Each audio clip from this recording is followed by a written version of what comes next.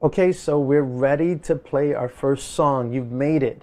But before we play our first song, I want to introduce you to something called a chord chart. A chord chart is basically a sheet of paper that has the lyrics to your song, and above the lyrics, you see the keys that you're supposed to be playing. So, for example, I'm playing One Thing Remains here, right?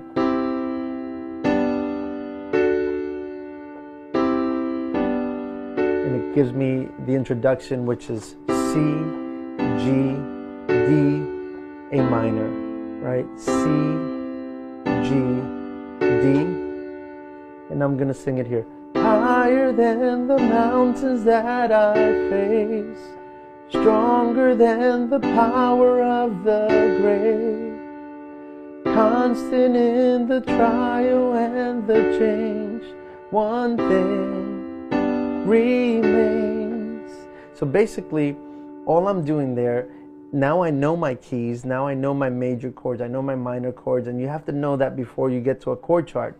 But basically, the chord chart is telling you what you need to play when you need to play it. So I know that higher than when I go to the word mountains, mountains that I face, I know that that's going to go right before the I face, right? The D.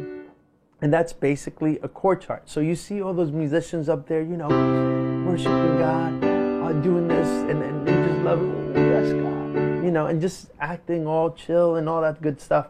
All they're doing is they're reading this, and it tells them C, G, D. And the reality is that if you do this, you can start playing a song this weekend. And this one, for one, is a pretty easy one. One Thing Remains. And a lot of the contemporary worship music that's being played today, a lot of it really is that simple. 1, 2 chords, 3 chords. But you can play it, and it sounds great. Almost anything from Hillsong is that.